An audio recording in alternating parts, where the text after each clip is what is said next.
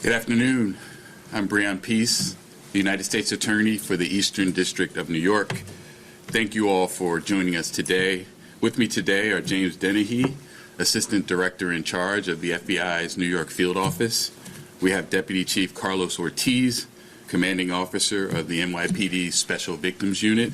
And we have my office's outstanding prosecution team, Aaron Reed, Megan Farrell, and Philip Pilmar.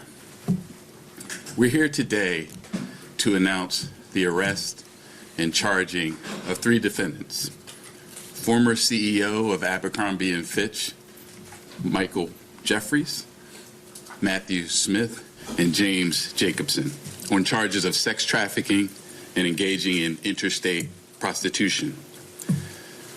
Powerful individuals for too long have trafficked and abused for their own sexual pleasure young people with few resources and a dream of securing a successful career in fashion or entertainment.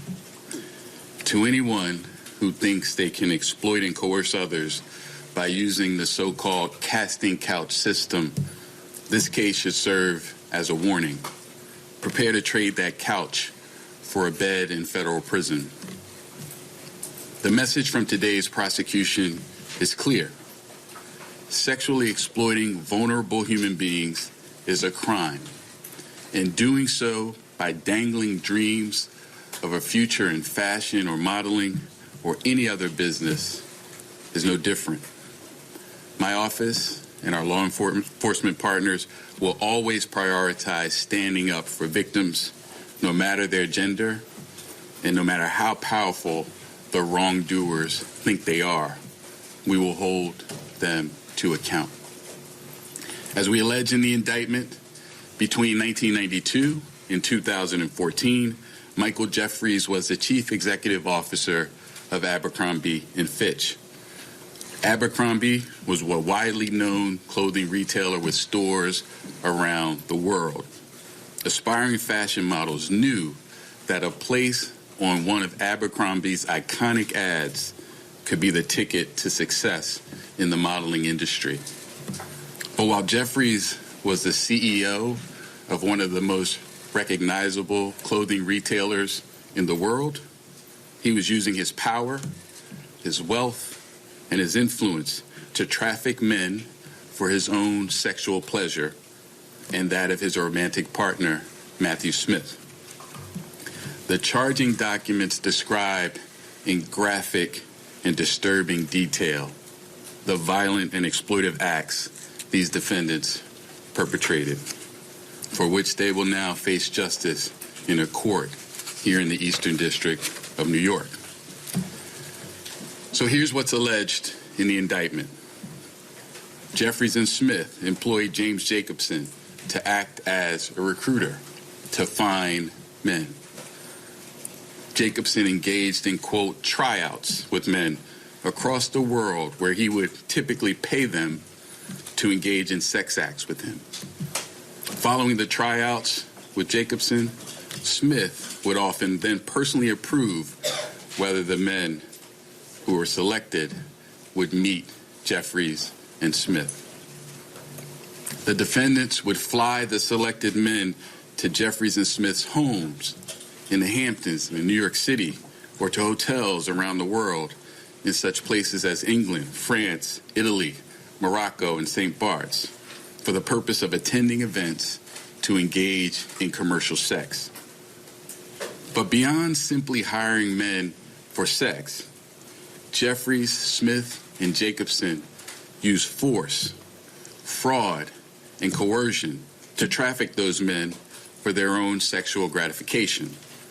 For example, as alleged, the defendants employed a referral system and an interview process that did not inform the men of the details of the sex events before they attended, including the full extent and nature of the sexual activity that would be required of the men at these events. They caused the men to believe that attending these sex events could yield modeling opportunities with Abercrombie or otherwise benefit their careers. Smith and Jeffries employed a secret staff to operate these sex events. The staff ensured that the men signed non-disclosure agreements and handed over their personal items, such as their phones, before the start of the events to maintain the secrecy of these events. The defendants caused the men to believe that not complying with requests for certain acts, sex acts, during the events could harm their careers. The defendants pressured the men to consume alcohol, Viagra, and muscle relaxants known as poppers during the sex events. And they required the presence of staff during the sexual activity and ensured that the men did not leave the sex events until Jeffries and Smith decided that the sessions were over. Also, as alleged, on more than one occasion, Jeffries and Smith either directed others to inject or personally injected men with an erection-inducing substance for the purpose of causing the men to engage in sex acts the men were incapable of engaging in or unwilling to engage in. Additionally, the indictment alleges on more than one occasion when men did not or could not consent, Jeffries and Smith violated the bodily integrity of these men by subjecting them or continuing to subject them to invasive sexual and violent contact by body parts and other objects. As alleged in the indictment, Jeffries, Smith, and Jacobson didn't just carry this activity on for a couple of occasions. Their sex trafficking and prostitution enterprise lasted at least from the end of 2008 until early 2015. During that period, the defendants hired dozens of men and transported them to New York and around the globe. They spent millions of dollars on a massive infrastructure to support this operation and maintain its secrecy.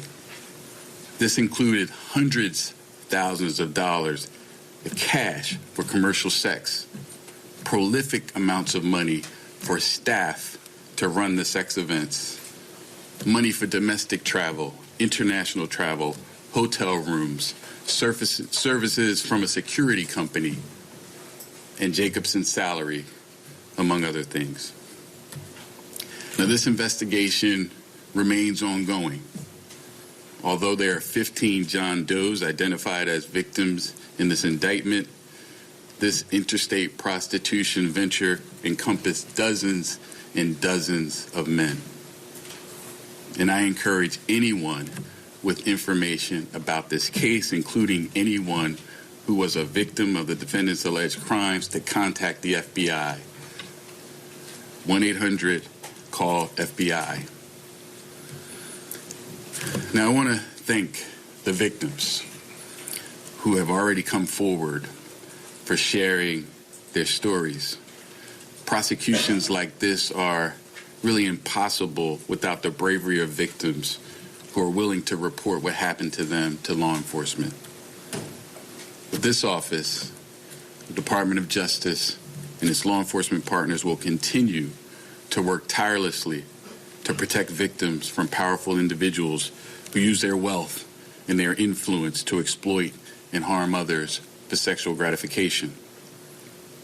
In addition to my team, I'd like to give special thanks to FBI Special Agent Amanda Young and NYPD Detectives Paul Byrne and Antonio Pagan, who have worked hard on this investigation in the pursuit of justice.